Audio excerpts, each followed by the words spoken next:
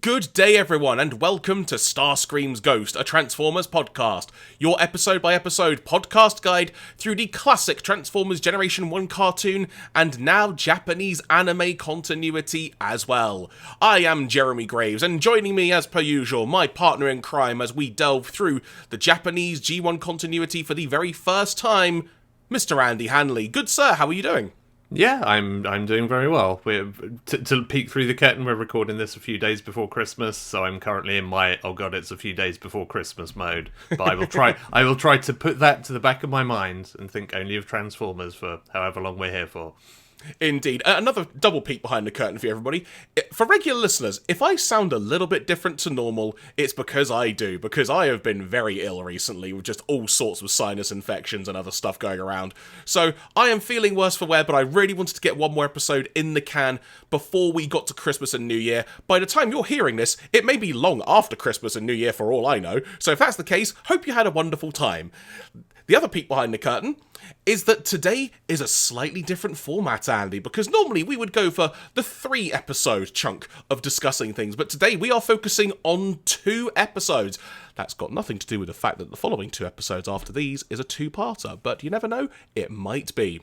So, good sir, before we delve into all the nitty-gritty and such, general overarching thoughts on what you thought of the episodes we are discussing today.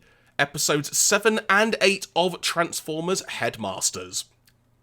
They were pretty workmanlike, I'd say, for the most part. My favourite thing about these episodes is we get a bit more, Headmasters origin story stuff, and while I still don't think it's as good as, what the Rebirth did in the US continuity, it's kind of, it's a nice sort of setting the scene and kind of giving us a peek into how all of that stuff came about, which I appreciate. But other than that, these are just a couple of kind of pretty solid episodes that just kind of go through the motions a bit. They're very traditional sort of Transformers episodes, really.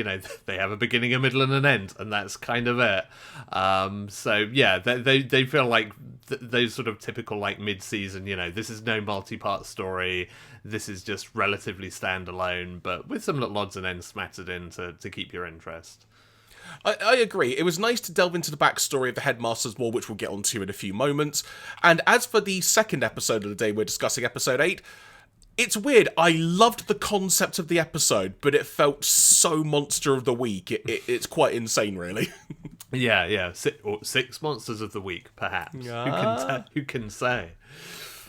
So before we get to the episodes proper, if you are joining us for the first time, thank you very much for giving the podcast a try. No matter where you have found us, be it in audio-only form, or if you're watching the video version on YouTube, do let us know what you thought of these episodes if you are watching them with us. And disclaimer, as we've said before, we are following the old Metrodome UK DVD release script when it comes to the Headmasters. There are some differences that we have documented in the previous podcast episodes, so we encourage you to go back and listen to those so you understand how we are coming at this. But we've said it quite plainly, the episodes are all on YouTube, so if you want to follow us by watching it through that, you can do so there.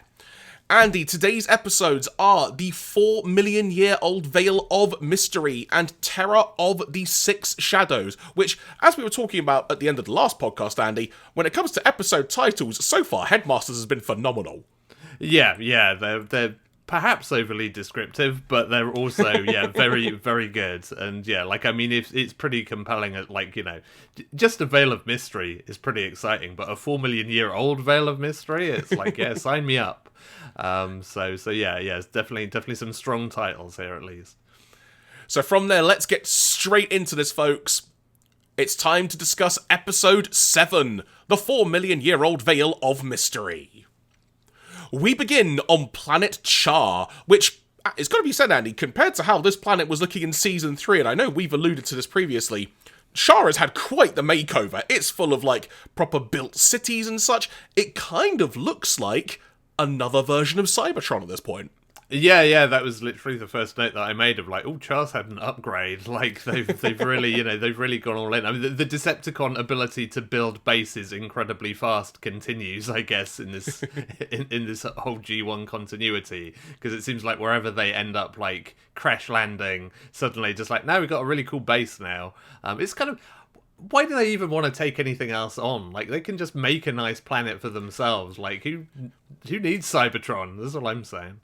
I mean, we've kind of discussed that at this point, that really, they don't really want Cybertron, do they, at this point? No. Well, no. I mean, they more just want to, blow the thing up. It's like, why don't...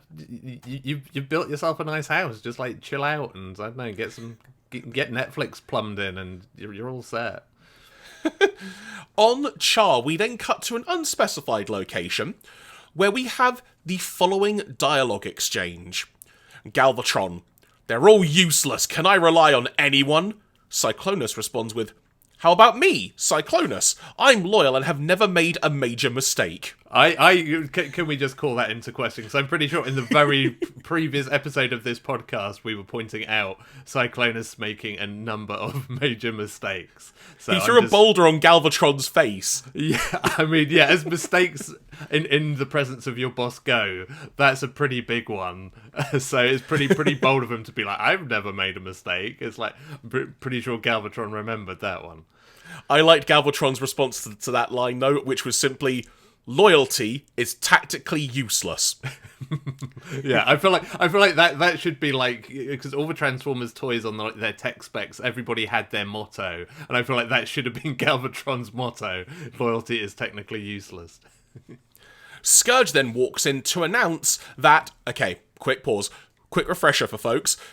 In the Japanese continuity, Zarak and Scorponok's names are reversed. So they pronounce it Scorponok at this point in the series, whereas the subtitle script we're following opted to keep with the English convention of Zarak. I will do my best to keep it as one name. Andy, which name would you like me to attempt to keep it at today? I mean, this stuff seems like it's all actually Zarak rather than Scorponok, because we don't see, like, it makes sense that the big scorpion robot is called Scorponok, and this was not the big scorpion robot, so it should be Zarak. We shall go with Zarak, hopefully, from here on. But if I do interchange between the two, apologies in advance. Scourge walks in to announce that Zarak has arrived, which actually annoys Galvatron, as he feels he isn't actually pulling much weight either, and immediately goes off to meet him. But not before scolding Scourge on the way out. Little additional moment that happens here as well, in that Cyclonus and Scourge start discussing how whenever Galvatron is in a bad mood, it clouds his judgment. I have no idea if that's going to play into things long term, but it's nice to see that they've actually admitted it after so long, Andy. Yeah. It's also kind of notable that, like, even by Galvatron's standard, they're just like, no, he's really grouchy today. It's just like, he's clearly, like, hangry or something. Hangry for Energon. Yeah. We then go to what appears to be a factory of sorts, and which, based on the dialogue we hear, come to find out is actually damaged too. We then have our introduction to Zarak. Well, his silhouette, because he appears in the form of a shadowy presence, with fog around him as well, which I thought was quite convenient. Yeah, I like the idea now that canonically Zarak just, like, carries a fog machine around him just to keep the mythos going. Like, he's just like some kind of wrestler. He's just like, no, I've got to do my bit. Like, to fire up the fog machine, Galvatron's coming. Gotta be mysterious here. Exactly, and so we have not actually seen Zarak at this point. He is simply just a shadowy veil, as I have written down in my notes here. It's actually legitimately quite cool, because there is, like, a question of, like, who/what is he? Like, is he a robot? Is he a person? Is he Wheelie in disguise? Like, we don't know. He could be any of these things. And I do actually like that. It's a veil of mystery, one might say. But, like, I really enjoy that. Like, for all the kind of goofiness of, like, why is there fog whenever he's around? Like, I do like the fact that we don't actually know anything about him or who he is. We then hear Zarak complaining that work is preventing him from getting revenge on Fortress. And this annoys Galvatron because, as far as he's concerned, his revenge against Fortress has nothing to do with him. The following dialogue exchange occurs. Galvatron: "Do you have the will to defeat Fortress?" Zarak responds with, "Look at it from our Headmasters' point of view." Which I've got to say, Andy, is the most confusing response he could have gave. Galvatron then responds with, "Don't just talk about it, kill them and satisfy me." Zarak responds with, "There's no need to even say it." Which led me to think, why did you have this conversation then? Yeah. Look, Zarak has a lot of fog to get through. He bought a bulk load of what do you even put in a fog machine? I don't know. But he clearly bought a bulk load of it, and is just like, I need to burn through some of this. It's probably like a can. Like a can of like there's got to substance. There's got to be a case. Honestly, I was hoping that you would know the answer to this, Jeremy. I'm a little disappointed that you don't. But it's fine. You know what? I'm going to derail the podcast. Let's look up fog machine. Liquid is the first thing that's come up. Like fog machine fluid or liquid. Yeah, I guess it just gets like heated and dissipates as a gas or something. But yeah, like I've never thought about this before. Oh no, Andy. This has just come up in my search.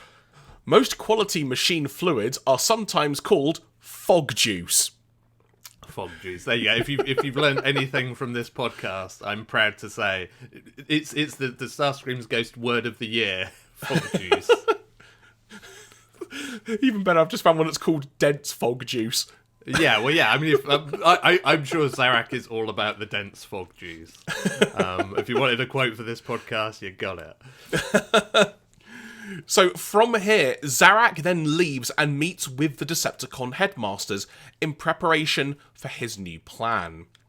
A trait that we also see adding to his shadowy veil, because one might think maybe it was just in that scene with Galvatron where the fog appeared. No, this is genuinely, as Andy's been alluding to, his thing, that he has fog accompany him wherever he goes. So whenever you see fog in the room, you know that Zarak isn't here. And the reason I mention that is because that's exactly how the headmasters realised Zarak was in the room, because they saw the fog and went, "Oh, Zarak!" Yeah, I like that they just know.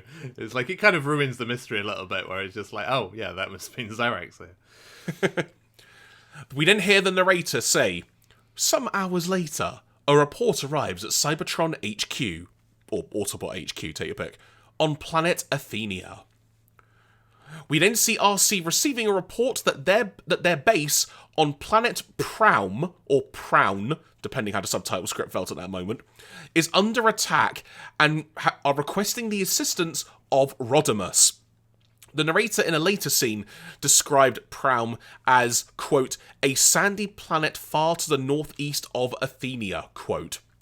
But Blur then points out that they're actually short-handed because Rodimus is currently away on Earth overseeing what is written down here as a new energy discovery, or like an energy sort of base of some kind. It was a bit difficult to make out exactly. But another interesting little tidbit, which the reason I'm being so granular with this is because, Andy, if we know one thing from having dealt and been fans of anime both personally and professionally here, the tiniest little thing that's mentioned in an anime may come back like 200 episodes later to be vitally important. Yeah, so I'm making sure to be somewhat granular with this. Yeah. This is true. I feel like Transformers does this less often, but it does occasionally blindside you with like, oh, that was actually a point that you were making for a reason, rather than just like a "this sounds cool" kind of thing. So the interesting tidbit is that Cup says that the Decepticons seem to be regularly attacking Autobot bases when Rodimus isn't around. And I'm wondering if down the line that may come back to play, because that was definitely a theme in this episode. But it makes me think, if that's a thing that's been happening that we haven't seen, we should probably be prepared for that to happen. Yeah, there's probably like a Twitter account that's just like tracking Rodimus's jet, and it's going to be a whole thing. RC, in response to this from Cup, says, quote, "Rather than dwelling on the past, shouldn't we act now?" Quote. And Cup's response to that was, "Don't knock history. History is what makes the future." I mean, he's not wrong. I was actually kind of with Cup on this one. It's like trying to be helpful here. Like RC having none of it. Fortress and the Autobot headmasters then volunteer to head over and sort out the Decepticons, leaving RC, Cup, and Blur very aware that should anything happen here at the base, they'll have to sort it on their own in their absence. A random additional note now, which may play into something a bit later on in this podcast, but I wonder if you notice this, Andy. The dialogue between the headmasters and RC, it kind of felt like the headmasters were trying to flirt with RC. Did you catch that as well? Yeah. Oh, yeah. That was definitely. I feel like there was a bit of like, there was something lost in translation there, because like from what the vibe I was getting from the Japanese was that it was a very definitely kind of trying to get on RC's good side and curry favor with her at the very least, whereas the actual kind of subtitles were a little drier than it felt like the intent was there. Because there was definitely a little bit of that going on. The narrator then gets on screen, as it were, and makes it known that a report has been sent by RC to Rodimus, and now Fortress and crew have gone to planet Prown. An interesting note regarding Prown, or Prown, whichever it is meant to be, again, it kept flipping in the script, from the narrator. Quote, Planet Prown's position is of strategic importance. It is exposed to Decepticon assault and has an Autobot outpost. The Warriors set out to defend it. End quote. Again, it's just a little bit more world building that we're getting in this, Andy, but the fact now that there is this planet which has an Autobot base that is prone to Decepticon assault, as is actually the phrase used in the quote there, it's just a little bit of intrigue in that clearly the balance of things has really changed a lot here since Season 3. Yeah, it's also kind of interesting because I feel like we've never really had this in the G1 continuity before, because everything's always been very focused around Earth and Cybertron, and when there are other planets involved, it's usually just kind of accidental, of just like, oh, we crash landed on this planet, or we just happen to be here for some reason. So yeah, the fact that there's more of a kind of feeling of a kind of galactic conflict and there being outpost places is definitely like a progression from what we're maybe used to from the series. Cut forward to the Headmasters arriving at the base where the initial report came from. But things are very quiet. Too quiet. They split up and look around, including a random moment where Fortress has to remind his comrades that there might be landmines about, which they seemingly had never considered. So, 4 million years of training clearly was put to good use there. Their search ends up leading to the discovery of deceased robots. Not specifically any one, just, for want of a better way of putting it, like kind of an away team member in Star Trek, just a very generic enemy, or comrade as it were, who you're never going to see again. They find many bodies, but when they call out for survivors, someone lets off a gun from the base's sort of big defensive wall. We, the viewer, can't see who it is, except for the fact it is a silhouette of someone firing a gun. A silhouette, you say, Jeremy? I wonder who that could be. The Headmasters venture inside and find a puzzle of sorts.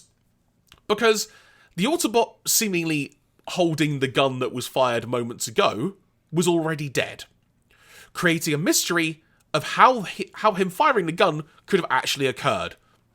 But above all else, Fortress sees the carnage and just the devastation that's happened with all the people there, the people being the robots, I mean, and he swears to avenge the victims. I really like this, Andy, because it added just another level to Fortress's character of how much this is genuinely, I'll say, hurt him, and he wants to make it right and such, but it also adds just that little bit more depth about the Headmasters and how much they are actually involved in wanting to actually be rid of the Decepticons.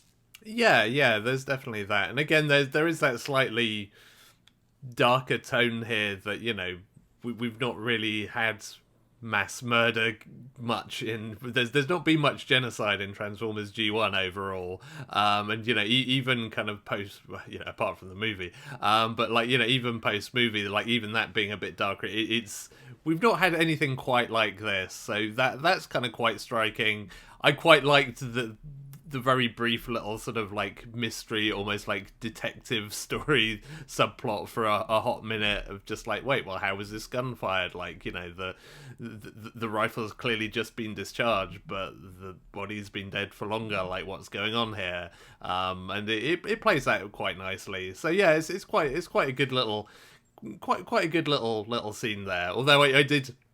It was offset somewhat by the comedy of was it Chrome Dome that just like, oh, we need to break the door down, and it was already open and he just like falls through it, and it's like, why just try the door first before you shoulder charge it? First landmines, then a door, you know.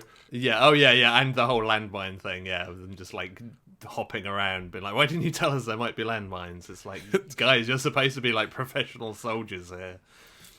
You could tell Forge at that point is just like, thank God Rodimus isn't here. Yeah. Meanwhile, in Autobot City on Earth, Rodimus discovers that Ultra Magnus has no knowledge of the supposed energy source that had been reported in that he had come to look at. Confused at this, the pair then set out to find what is referred to as Infantry Unit P-21, who had called in from a base in, very broad terms here, Andy, Central Asia. Yep, that's not the narrowest geographical location, but we'll take it. They reach the facility and find that all the occupants, much like the other base we saw with the Headmasters, have been slaughtered, and assuming immediately it was the Decepticons. When Ultra Magnus digs into sort of the data that's still there, which I did laugh, Andy, he basically went through a filing cabinet and pulled out some paper. Yep, just keeping it old school. I mean, I guess after the incident with the entire Autobot archives and the asteroid, maybe they've just gone back to good old paper and filing cabinets. So we can't store it in the cloud. Yeah, exactly. They discover that all the energy data is still there. Rodimus, being the far more competent leader compared to what we saw in Season 3, once again, this has been established during this continuity, realises something is up, contacts Athenia immediately. After some back and forth on the communication as to whether something seemed off in the initial report, RC then plays back the original recording of the report that they received, and Rodimus quickly realises something's up in the corner of the screen, and we get some dramatic zoom moments as only you can do in an 80s anime, and we realise it's a silhouette of Mindwipe in the background. Realising at this point that the Headmasters are just walking into a trap on Prown, Rodimus hastily departs aboard the train bots, of which we actually get to see their full transformation sequence from each of them and then combining, which was good fun, and they head off to go and help them accordingly. Yeah, the train bots continue to be good just for the transformation, to be quite honest. But I found this more amusing than I probably should have, that they kind of, did the classic sort of, again, the classic sort of modern detective thing of zoom in and enhance this image. But it wasn't just they could have gone for a subtle, you get to see a little bit of Mindwipe's wing or a little bit of him. It's just whacking great silhouette in the background, and us is oh yeah, it was Mindwipe there all along. And it's come on, that was quite, you didn't need to zoom in to see that was quite clearly there, but okay. Admittedly, I actually meant to go back and see if the original transmission, actually had that silhouette in the background. I totally forgot to do it, but either way, like you say, it was quite ludicrous. Yeah, I don't think it does. I think they cheat, and it's a shame, because it would have been, it would probably have been funnier if it had just been there in the original version as well. But no, I did enjoy that. Back on Prown, the Headmasters finished their search of the base, having found only corpses, despite someone, as we've been mentioning, definitely having fired the gun recently. The Autobots are then soon caught by surprise when every one of the exits in the base is just sealed with no warning, and a domed structure begins to spin around them and starts burying itself in the sand. Now, the way this idea is actually conceived is pretty clever. I liken it, Andy, to if you've been at a big fun fair or something here in the UK. I'm sure this applies to other countries as well, but just for the sake of an example, it's easier to describe it this way. You go to kind of a fun fair and they've got the big spinning thing where you're kind of strapped in, and because of the G-force and the speed you're being spun at, you're just pressed against a wall and you can't move. It was basically that, but a trap set by Zarak. Yeah, I don't understand why this is the trap, but I do quite like the whole centrifuge thing, because it is quite visually cool and interesting, and then it does kind of lead us into what is really the whole point of this episode, I feel like, in terms of our aforementioned veil of mystery. But yeah, this seems overly elaborate for you've trapped people in a room who you want to kill. We've made that kind of quite clear. It's you could just off them. You could have just blown up the building or done something. I don't know why we have to have a centrifuge, but sure. You do use Zarak. I mean, there is a little point of that raised actually in a few minutes, so I will make a note of that accordingly. Important to note to begin with that it's actually all the Headmasters the Autobot headmasters, excluding Fortress, who has the ingenious idea, Andy, of preventing himself from being captured by the G-Force, of doing the following. Getting down on his hands and knees. Yeah, I mean, it worked for him to a degree, so, you know, can't knock it. And then this leads to the following dialogue exchange. First of all, beginning with Zarak. Ha ha ha ha ha ha! Fortress, you fell into my trap. Fortress responds with, that voice, it's Zarak! Zarak responds with, that's right. You guys are now going to die, just like 4 million years ago. Chrome Dome. Sorry. I've just realised my notes autocorrected Chrome Dome to Chromosome. I mean, yeah. Also a good Transformer name, to be fair. Yeah, whether I leave that in the edit or not, people will know if they've heard it or not, I guess.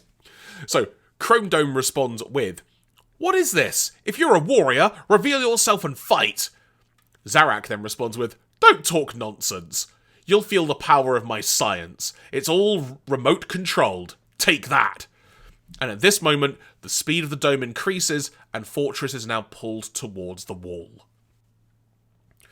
Outside the dome, we come to find that the Decepticon headmasters were hiding in the sand the whole time, and are also lamenting the fact that they've now got sand stuck in places they didn't realise that could be stuck.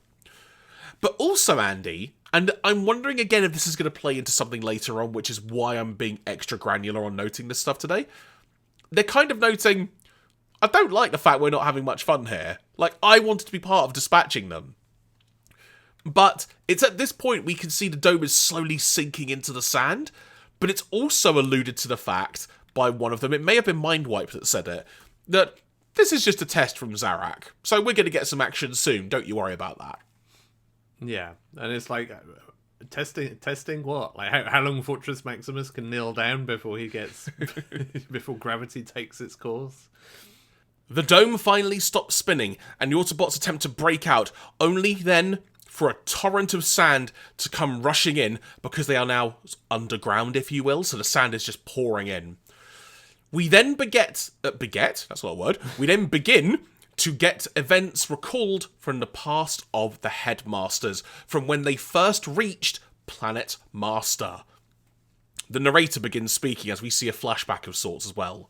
Quote, 4 million years ago, the refugees from the war on Cybertron set out on a long journey into space in search of a peaceful life. But due to engine problems, the spaceship came down. Quote, we, the viewer, can then see they've crashed on a desert-like planet and have had to trudge through sandstorms and all sorts. The narrator continues. They had to perform an emergency landing on Planet Master. We, the viewer, then see during this flashback a much younger version of Fortress and him trying to will on his comrades through all the aforementioned sandstorms. But then they are hit by a whirlwind and fall prey to quicksand. The narrator continues as they're all trying to climb out. But they were inexperienced and had not yet learnt transformation. The ordeal proved strenuous and many did not survive. Back in the present day now, we then see Fortress begin to rally his comrades together, highlighting that they've now had 4 million years of training for this moment. And they begin to try and fight their way out of the sand. And Fortress at this point also reminds them, things were a lot harsher on Planet Master than this, we can do it. We then get another flashback, with the narrator continuing. Planet Master's natural environment was harsh beyond belief. It was a steely hell of scorching heat. Strong acid rain that kept falling. They suffered painful burns and often had to shelter in caves. But that was not all. There were 2 ice ages in the 4 million years. Many of them succumbed to extreme cold and met a miserable end. 4 million years is an unimaginable length of time. End quote. At this point, we, the viewer, see construction begin on the bodies that they would come to control as Headmasters. And also their early failed attempts at transformation too, which was a fun moment. Yeah, I mean, I continue to be a big fan of, like, messed up transformations in this show. Like, we had some really good moments across, like, the US G1 episodes of, like, half-baked transformations where it all goes wrong. And so I was very excited that we got some more of that, because never fails to entertain me. And the narrator concludes the flashback by saying, they struggled against the cruelties of nature inflicted on them for their own survival.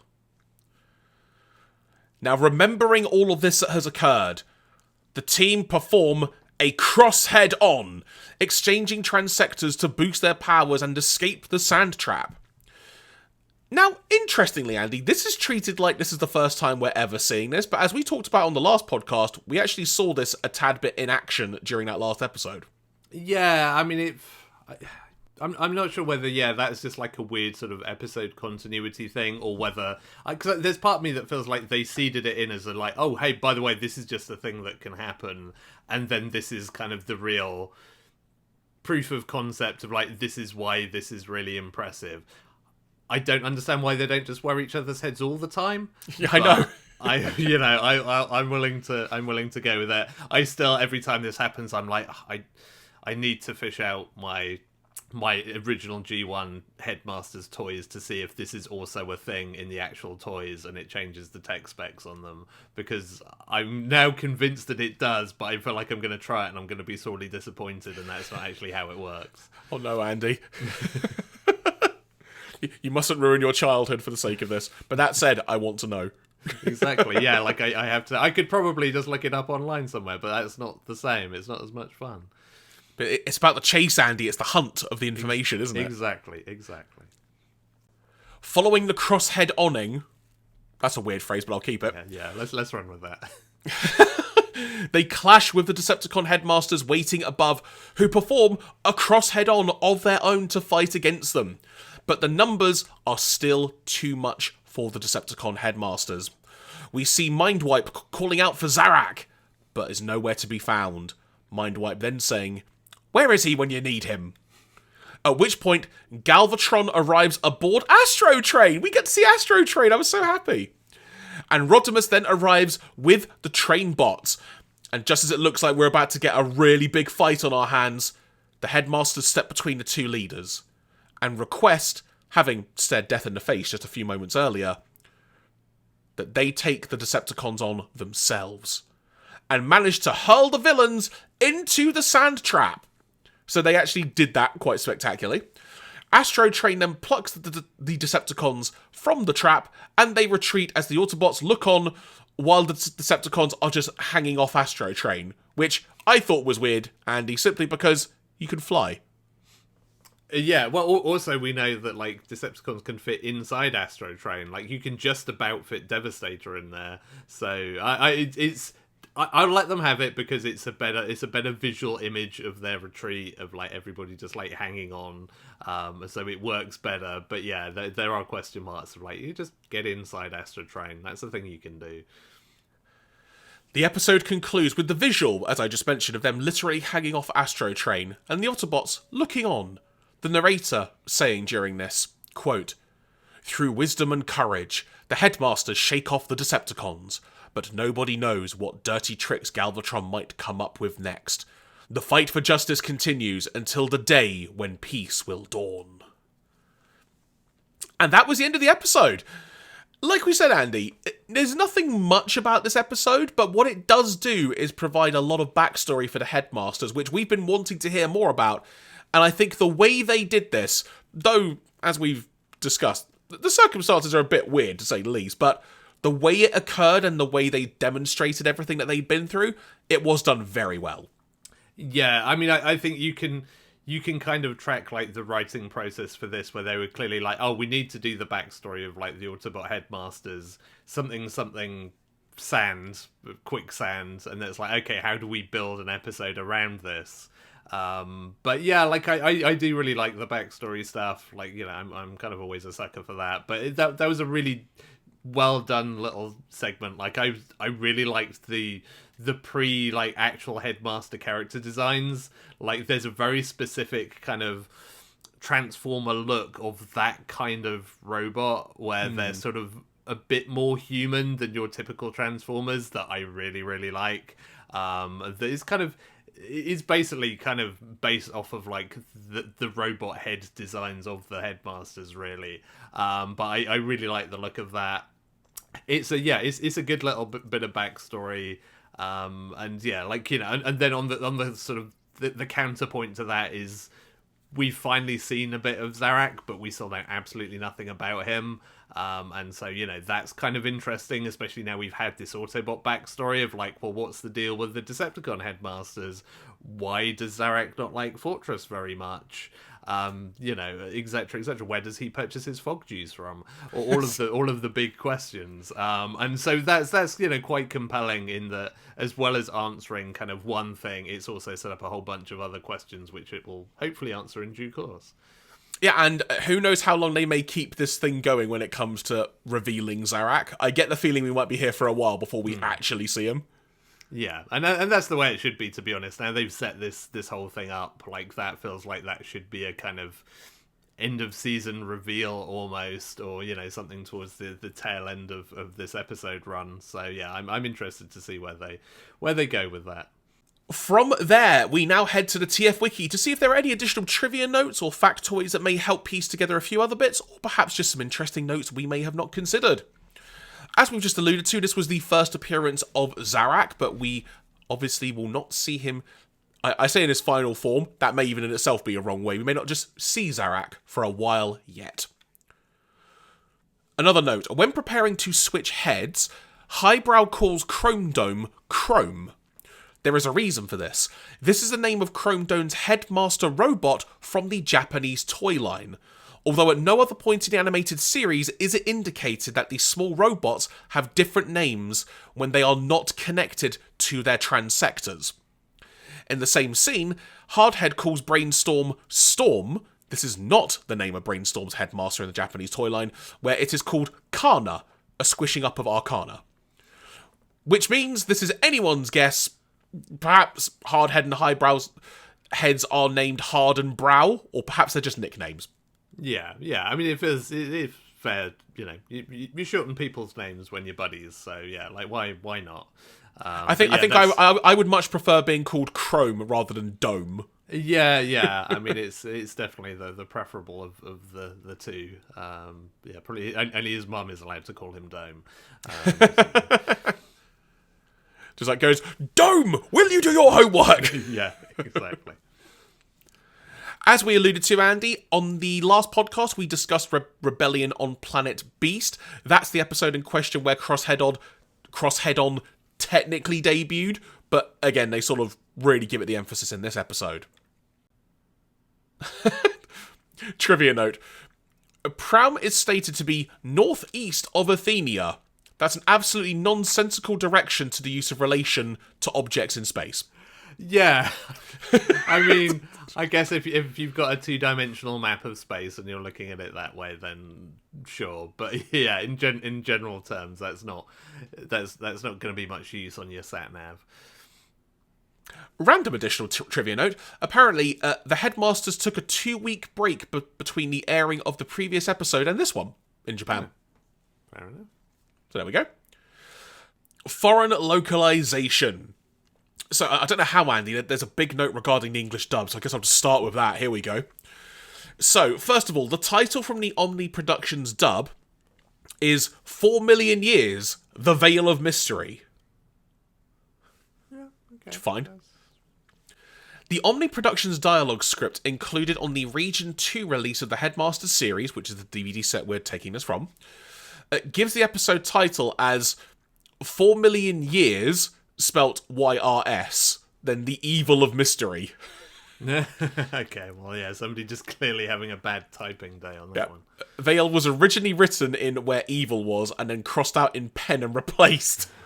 Oh, no. What's going on? The dialogue script also reveals depths of madness as yet unheard of from the company. Oh, God. According to it... Oh, my... Okay, right, here we go. According to it, Cyclonus is known as Saul, S-A-U-L, and Scourge is known as Garth. I mean, actually, I can see that. Scourge does have a bit of a Garth feel to him. But, I'm now also imagining like the Breaking Bad spin-off series Better Call Saul, but it's just like Cyclonus as a dodgy lawyer, and I really want to see that. This gets better, mate. So, Saul and Garth inform Galvatron, apparently that name's stuck, that Bronco, which is Zarak, is there to see him. Apparently, Zarak would later be identified in scripts as either Sogi, S-O-G-I, or Chandler. Chandler's a very good name for Zarak. Flippin' heck. So, the Shout Factory subtitle version. The episode is known as the 4 Million Year Old Veil of Mystery.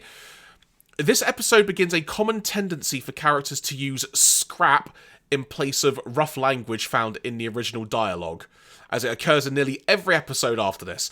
It's somewhat pointless to note its presence at every point onwards. I don't recall seeing that in the English script, so I'm guessing that's very much just a Shout Factory decision there, if there's a bad word.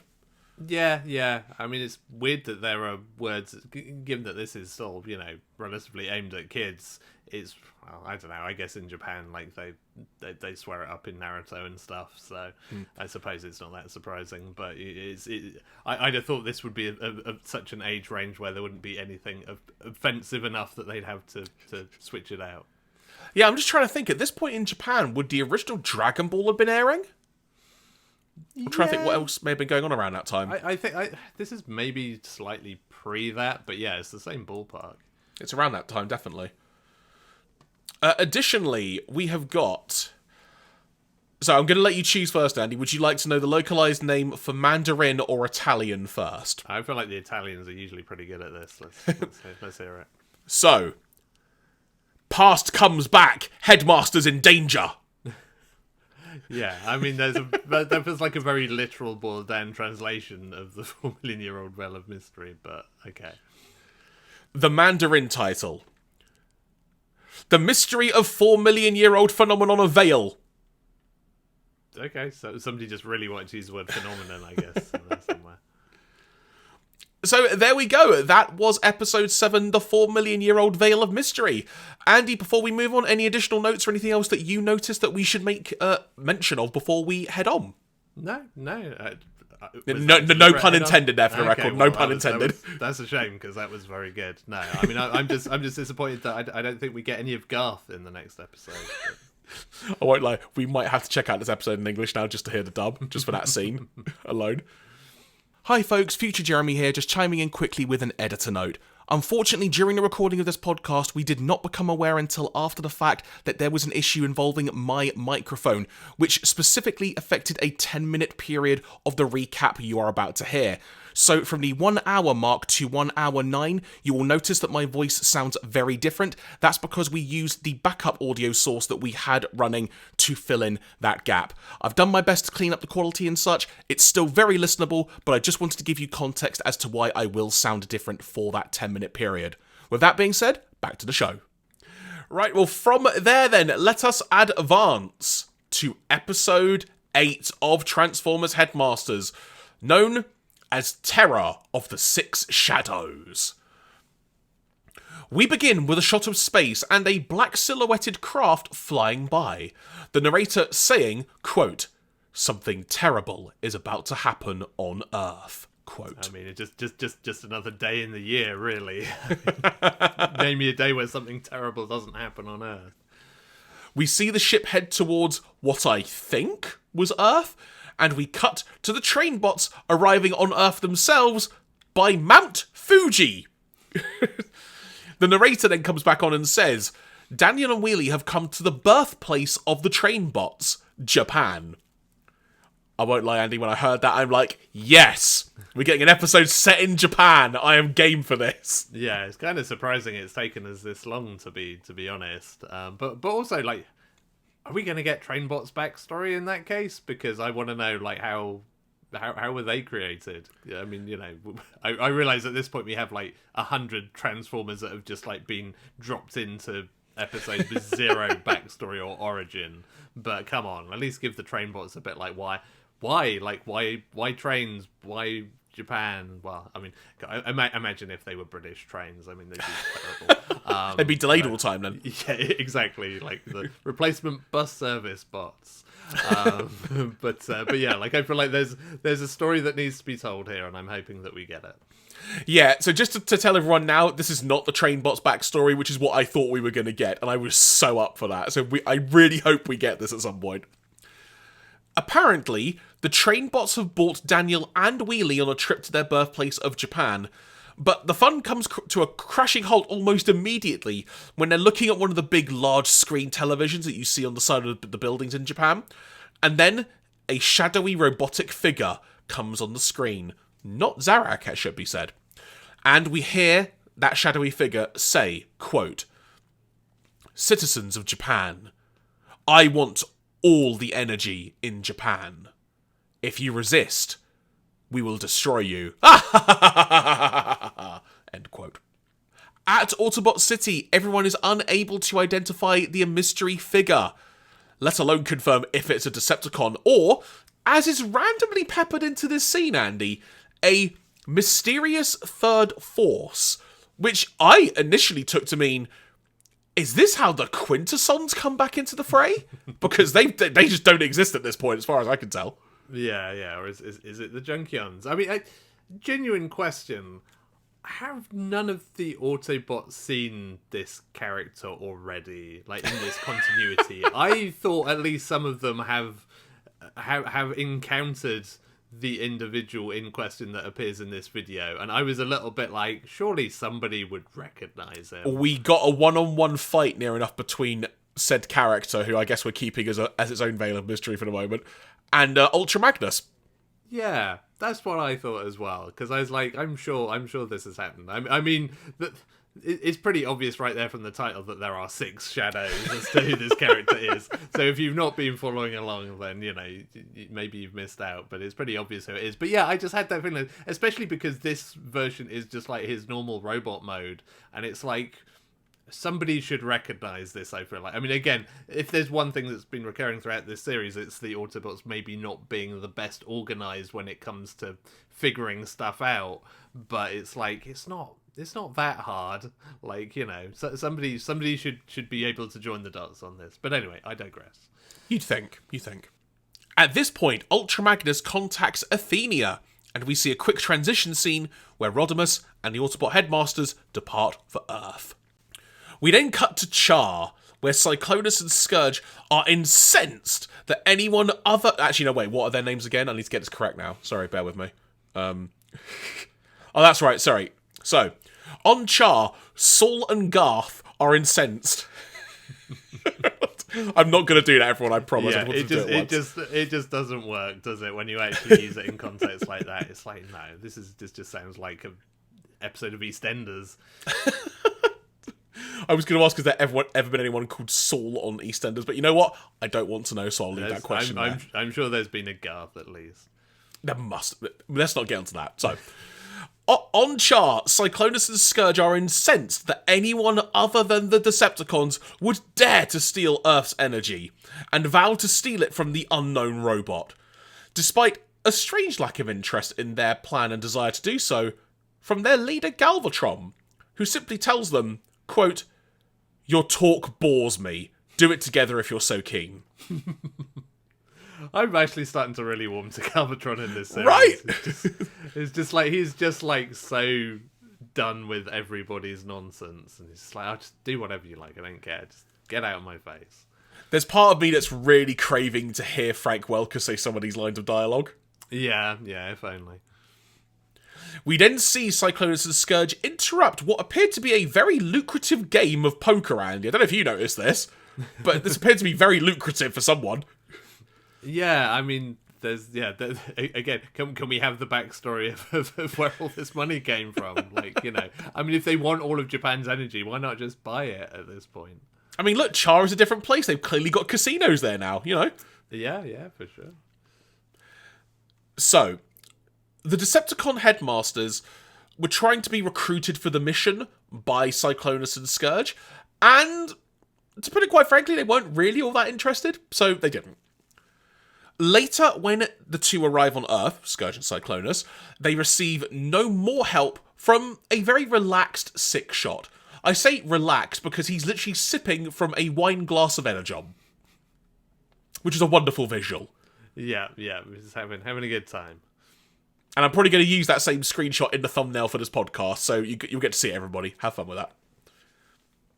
At this point, Andy, we come to find out that as well as Japan, the USA, UK, France, Canada, and the USSR have each been threatened too by said mysterious force. Rodimus urges each government to keep negotiations ongoing while they try to figure things out. We then cut to New York, where the Autobot Headmasters are sitting on the Statue of Liberty, and are discussing the likeness of the statue to RC. And Highbrow, without missing a beat, says that he thinks that the statue looks better than her. I mean, just the sheer premise of, like, I'm not sure there's that much similarity between the Statue of Liberty and RC in the first place. It's like, it's a bit of a stretch to begin with, but, you know, whatever, Headmasters. Just either way, he ain't going on a date with her now. Yeah, like, well, hopefully she didn't hear. They end up going to a TV station to review the footage of the announcement, if you will, that America would have seen, when they make a unique discovery in that they were threatened by a different enemy, one in the shape of a gun. The mystery deepens. This is when we find out that each country mentioned have been threatened by a different enemy. The US, threatened by a giant gun. The USSR, by a tank. Great Britain was threatened by a winged wolf. France was threatened by a jet. And Canada, an armoured car. And yet still, nobody is able to join the dots on these 6 different forms that have threatened different countries. I mean, let's call it like it is. The gun looks like something you would see out of Captain Scarlet. Like one of the big like handguns you'd get from that show. So I was just thinking, come on, lads. You know, you can figure this out. Come on, Rodimus. You've been so good as a leader. Figure it out. Yeah. Elsewhere, this news has Daniel and Wheelie worried about the train bots. However, the train bots themselves are not at all worried about this. They are convinced that their 6-strong team can handle all 6 blackmailers. Now, I'm going to say this now, folks. The phrase blackmailers is used constantly in the subtitle script, so I've kind of tried to stick with that in my notes here, but that is basically a phrase that is used throughout, Andy, and you can vouch for that. Yeah. I mean, it's not an unfair description of what is going down here. So yeah, sure, blackmail it is. But their relaxation is interrupted when Shoki, the leader of the train bots, is about to sip from a glass of Energon, and he looks into it and sees something weird in it. Is it like a hair in there or something? Is it a bit of dust? No, it's the reflection of Rat-Bat on the ceiling spying on them. I loved this reveal. Yeah, if you had Laserbeak spying on the Autobots on your bingo card, you're out of luck because it's Rat-Bat all the time now. So Rat-Bat is able to escape and returns to Sound Blaster, who then reports back to the Decepticon base that the Autobot Headmasters have come to Earth. Cyclonus and Scourge, however, are more concerned with the revelation that there are now 6 enemies to fight.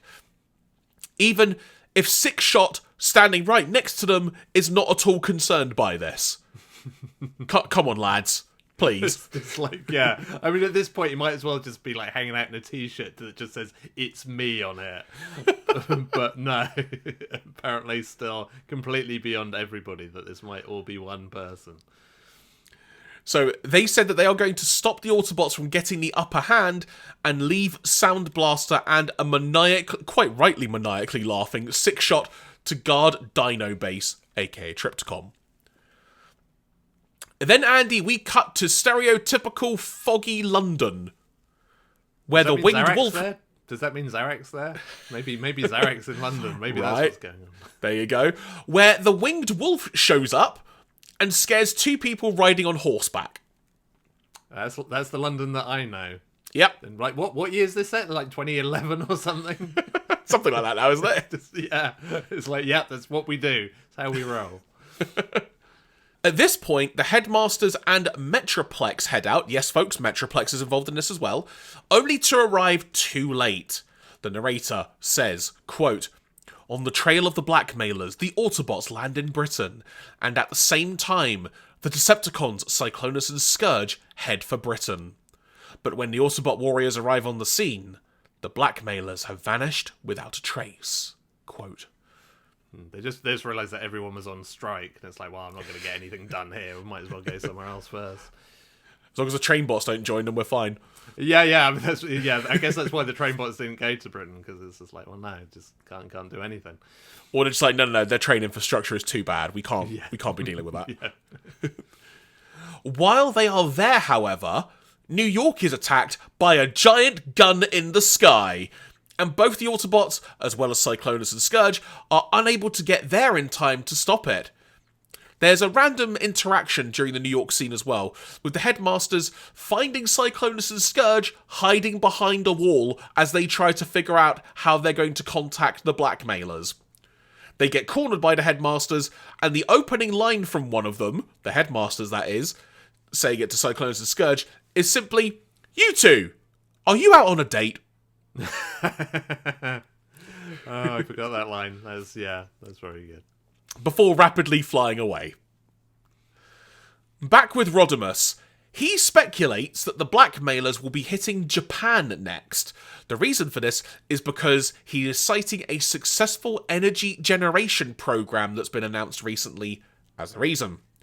Daniel and the train bots then enter, and Daniel lets them know that they've had a great time in Japan and did lots of shopping there. He's had a wonderful trip there. He's bought some gifts for his parents. He's in a really, really good mood. Cue your weekly dose of the Headmasters being young and brash, and i.e. being Cliffjumper for legacy's sake of this podcast, because they are disgusted that the train bots and Daniel and Wheelie have been shopping in Tokyo while everyone else has been worried about the blackmailers. At this point, the train bots profess to having been patrolling Japan while Daniel went shopping. But an argument ensues, and when Daniel tries to intervene, Chrome Dome says the immortal line, "Daniel, will you be quiet?" Let the boy enjoy his gunpla that he bought in Japan. Causing Daniel to throw down the boxes of gifts, which notably some kind of figures or model kits did fall out of it. You can't unsee that, folks. And then he runs out the room and is crying. Chrome Dome then follows, seeking to make amends, and discovers Daniel playing with a toy of a ninja throwing star he purchased. He's got a freaking shuriken, everyone. What the heck? How did he get that through customs? I mean, my understanding of getting stuff out of Japanese customs, even in kind of like this timeline of like continuity, was surprisingly easy. Like, I've definitely heard stories of people bringing like fake guns through their suitcases and other offensive weapons with very little issue. So yeah, I can absolutely believe that. Also, can we take a moment to appreciate that Daniel was spinning like the shuriken on the desk, like holding like one bit on his finger and the other bit on the desk and just like spinning it around. It's a really nice animation of that, but also, why is he that good at handling a shuriken at his age? Yeah, I mean, maybe this is the Naruto Transformers spin-off that we never knew we needed. I mean, it also makes me wonder what Spike been teaching him. Actually, was it Spike? Was it Wheelie? It's got to have been Wheelie. Yeah, if it's anything that's dangerous, it's probably Wheelie. That said, could have been Carly. It could have, no, Carly's more of an explosives person. Like if it was, like if he was playing with some C4, that would definitely be a Carly thing. Intrigued at the shuriken, Chrome Dome learns from Daniel of Earth's stories of ninjas and their ability to appear in many places at once. And the story stirs up a memory from some time ago. Quote, "A ninja energy gang came to the energy mines and cities on our planet. That being the Planet Master we're talking about, folks. A ninja energy gang. I laughed so hard. I mean, yeah, I never expected to hear the phrase ninja energy gang in anything, to be honest. But now I've heard it, it will live with me for a long time. Sounds like a low-rent indie band or something, doesn't it? Yeah. I mean, maybe that's their origin story. Is like they actually started out as a like Oasis knockoff, and then they, I don't know, started stealing Energon. We see a flashback sequence on Planet Master of a mysterious shadowy figure being able to duplicate himself and transform into 6 shapes, and in the process killing Chrome Dome's friend Abel. Realizing that the ninja is definitely the blackmailer, Chrome Dome vows revenge. Interesting quote from one of the Headmasters when it comes to talking about how ninjas can divide.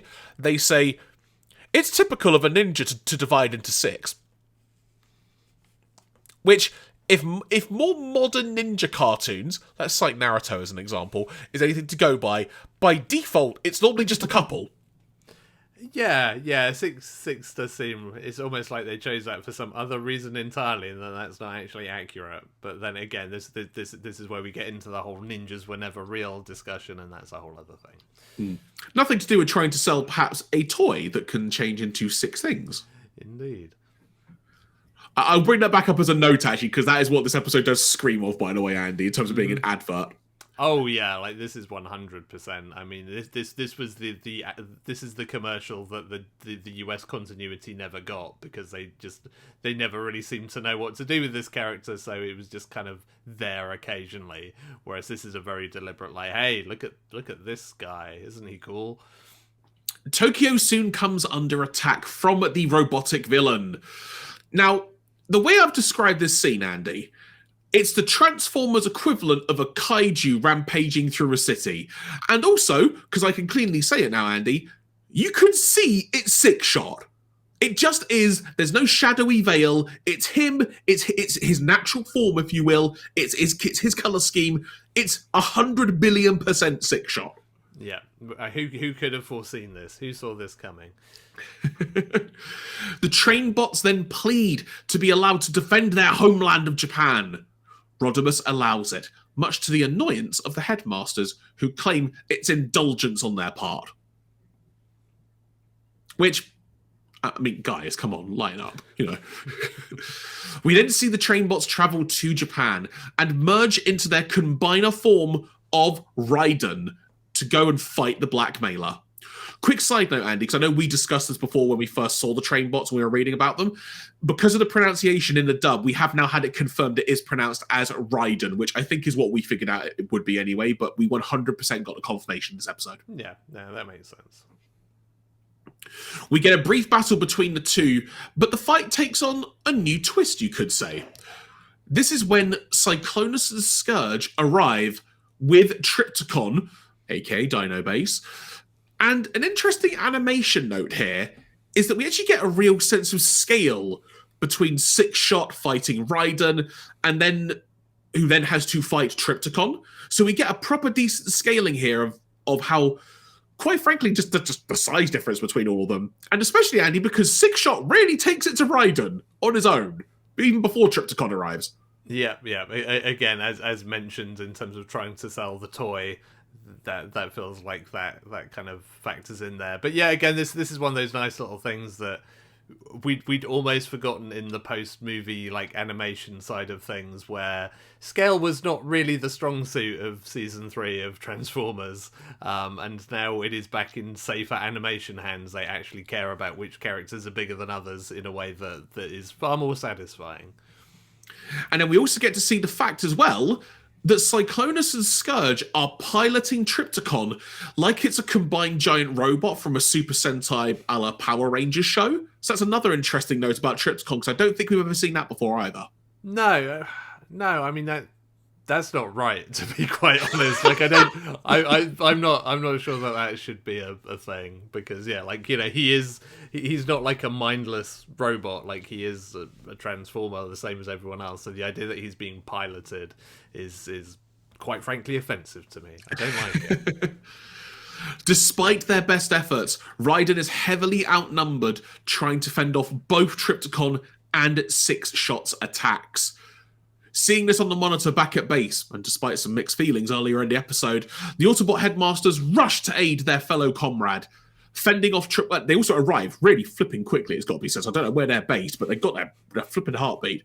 But they then fend off Trypticon while Raiden deals with Six Shot. Why did I write the blackmailer at this point? Deals with Six Shot and its various forms. It's a fun battle, it's got to be said. It takes to the air for a period of time, and it's the perfect advert to demonstrate Six Shot's all of his transformations, quite frankly. And the fact as well, Andy, that in the context of this G1 Japanese continuity, he could use shadow clones just like a ninja would in most anime. Yeah, I mean, why not? Why not have him be a ninja? And I'm sure that was also another way of them going, child, you must buy this toy multiple times so you can also do the shadow clones. Yeah, absolutely. Ultimately, the opportunity comes for Chrome Dome to get revenge for his fallen friend Abel, and he causes Six Shot to revert to his root mode once he was transformed in one of his other forms. And he's none too happy about it. Just kicking Cyclonus and Scourge out of the way as they're trying to help him up. Now that they know it's him, they actually want to help him rather than try and go against him. The battle concludes with the Decepticons each transforming into jet mode and fleeing. We then see back on Char, Galvatron is enraged, who of course we find out was in on the plan the whole time, and starts just pummeling Cyclonus and Scourge for their incompetence. Galvatron also notes during this that Trypticon was destroyed, and he's none too happy about that. So Andy, have we just seen the end of Trypticon randomly as a Super Sentai robot? I mean, I feel like he has been destroyed to some extent multiple times over like the course of G1, because I mean he was ditched in a lake 2-3 times over the course of the post-film continuity, so I don't know, he always seems to come back, so I hope so. Like, I like Trypticon's cool, like, he's a big dinosaur, what's not to like? So I hope they haven't just written him out of the series, because that would suck. Maybe they bring him back with a slightly different name, because that seems to be the going thing with this show. And a different colour scheme, you know. Yeah, I know, called like Dino Apartment Block or something instead. Dino Block, there you go. Yeah, Dino Block. There you go. We then see on Earth that the Headmasters and Trainbots reconcile, and they're all one big happy family. The narrator specifically saying, the Headmasters and Trainbots joined forces and saved Japan. Both sides are filled with warm feelings of friendship. We'll see what happens in the next episode, I guess. Yeah. Not that I've seen it yet, mind you. I'm just saying, I'm guessing that's not going to last. No, warm feelings of friendship. Yeah, that's not... that's definitely not going to last. As the scene concludes, there's a touching moment when the Headmasters are getting ready to head back to Athenia, and then they're taking Daniel back with them. And then we see Shoki appear, and he gives Daniel all the gifts that he bought his parents on the Tokyo trip. And I'm thinking, how did you repack those boxes with your giant hands? But either way, oh god. Also, how can Daniel afford all these things? Like, is he salaried? Is he a salaried member of the Autobots? Like, I mean, look, given all the trauma he's had, he must have had some payouts. I suppose, yeah. There's probably some kind of like compensation thing going on there, but like, I don't know. Yeah, it seems like he's kind of flush with cash. I mean, the Decepticons are kicking around with loads of money. Like, there's clearly quite a lucrative business, this whole galactic war thing. So either that or the allowance he gets from like Spike and Carly must be massive. He must have a big pocket money allowance each time. Yeah, that'll be it. And that is how the episode concludes. Now, I know we sort of alluded to it at the beginning, Andy, and like I've just also said a moment ago, this was blatantly just the advert episode for Six Shot. I loved the concept of the episode. In a way, it's just a shame this wasn't the debut episode of Six Shot, and this would have been the way to introduce him as a character, because I think that could have been had far greater of an impact. But that said, it was still a fun episode. But aside from the fact it's a kids' cartoon, and we've talked about that before and such, it's a shame we already knew who the heck it was from the moment it started happening. Yeah, I think that would have genuinely, had I not seen Six Shot prior to this episode that I would have had at least a little bit of suspense of disbelief of like, wait, who is this? But yeah, like, it's because we've seen him before, and because like his first intro, like his first like blackmail messages in his robot form, which is like the most easily like memorable to me, was like, oh right, a six shot, okay, I get it. I mean, but to be fair, on the flip side of this, I did finish this episode and start looking up six shot toys on eBay, so you know, mostly out of curiosity. I'm not going to buy a six shot toy, but it's like, oh, actually, this guy's cooler than I remember. So you know, I guess it succeeded in its core goal of making you think, oh, six shot seems kind of cool. From there then, Andy, how about we move to the TF Wiki and see if there are any additional notes and continuity that may help provide some clarity on what we watched today. Yeah. Let's see if Six Shot's like name in the Omni Productions dub was like Francesco or something. So, to begin with, for Transformers fans who already own his toy or otherwise know Six Shot's deal, it's really quite easy to forget the fact that this is the first time he has displayed his six changing abilities in the series. Indeed, it's the first time he has transformed at all aside from a commercial bumper, hence the confusion from all the other characters. It also does not help the story that you can tell it's blatantly him from the second his robot silhouette mode appears.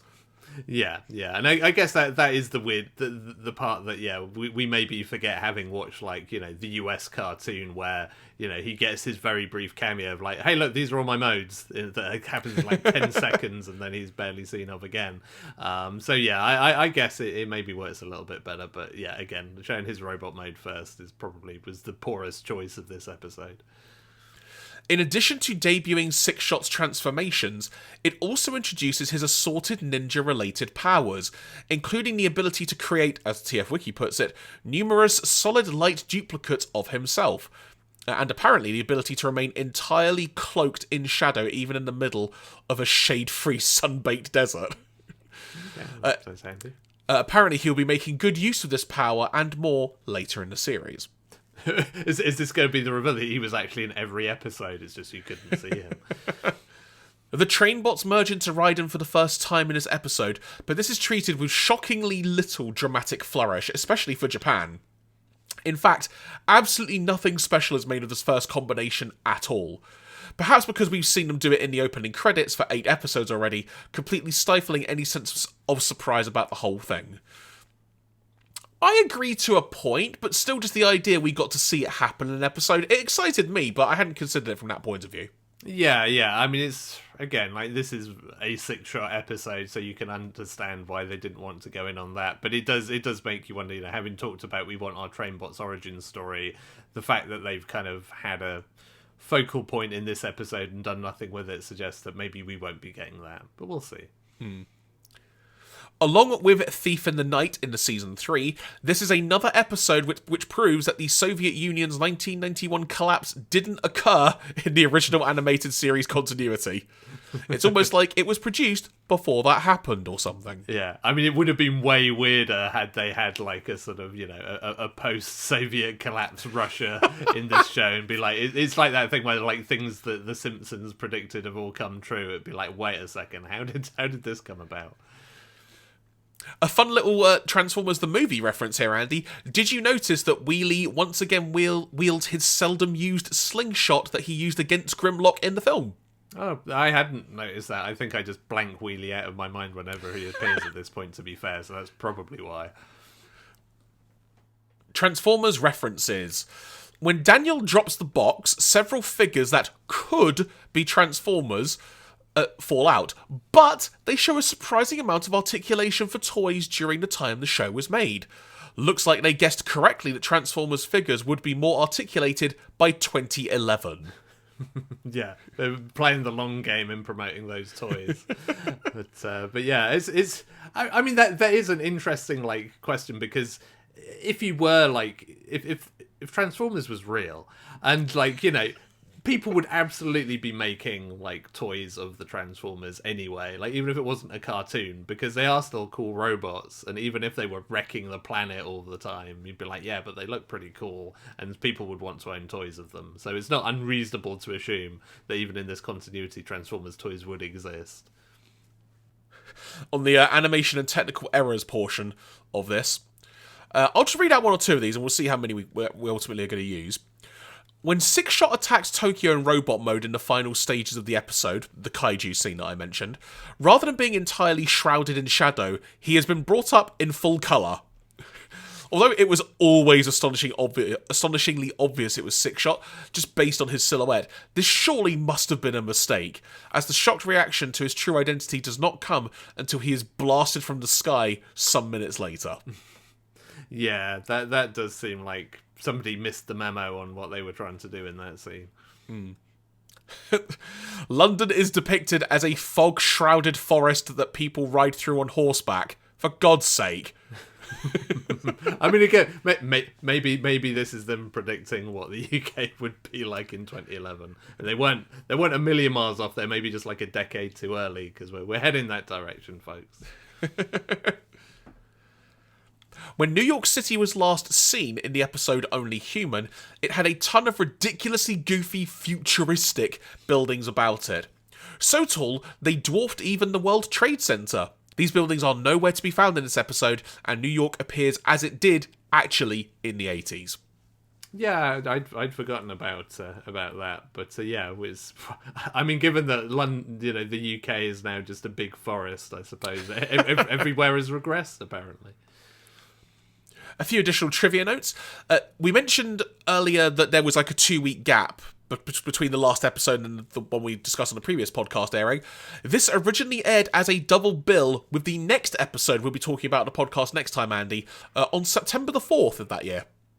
Oh, okay. I mean, I guess for the next episode we should expect a big like mid-arc cliffhanger or something, if that's the way they decide to broadcast it. Unless they just had a bigger slot to fill and they just slammed them together because they didn't care. Also a possibility. Do you have another episode ready now? Yeah. It's like, the football didn't run into extra time. We need to fill this gap or something. What appears to be part of the arc can be seen in an outside shot of Autobot City, although the ship was destroyed much earlier in Five Faces of Darkness Part 5.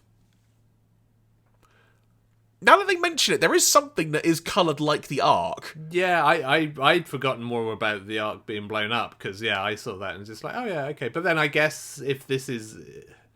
Season 3 didn't really happen in this continuity, which means... Well, that's the thing. Season 3 did, but it was the Rebirth that didn't. Yeah, I guess that's true. So yeah, no, they screwed up. I was trying to make excuses for them, but no. I failed. And I guess reflecting on something that I mentioned, apparently stores are perfectly happy to sell toy ninja stars to a little boy with no parental escort, and accompanied only by an annoying orange alien. Yeah. Again, I will say, like in Japan in the 1980s, that absolutely would have happened. So I can buy into that part at least. The additional note here is simply this was aired in the 80s, though. Yeah, exactly. Oh my god. Right, foreign localization. I've just seen the English dub note, how long this English dub note is. Okay, right, strap in, folks. First of all, the English dub name for this episode was The Shadow of Evil.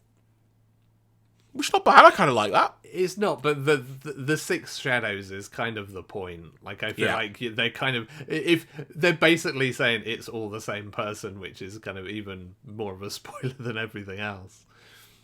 Which I guess also, the fact... That also could, in theory, have been mistaken for Zarak as well. Or whatever his name was, Bumbletron in the other dub, whatever it was.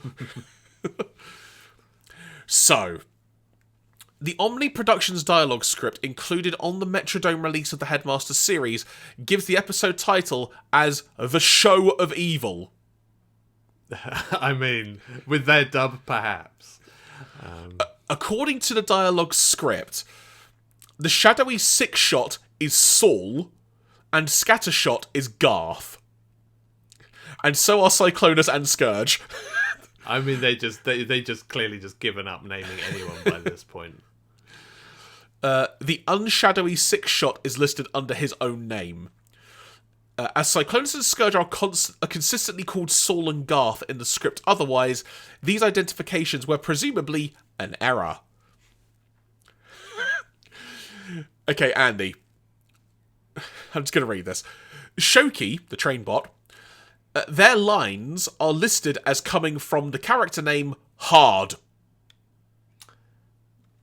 Cool. The script's shorthand for Hardhead, even when Hardhead himself appears only a few lines prior. Cayenne, also Trainbot, is referred to as Powell, Powell, and Sound Blaster's lines come from Bulada. Bulada. Sound Bulada. Shockingly, the script gives a name to a generic worker robot who speaks before Abel. He is identified as Foo. I mean, that's probably a better name than any of the others, ironically.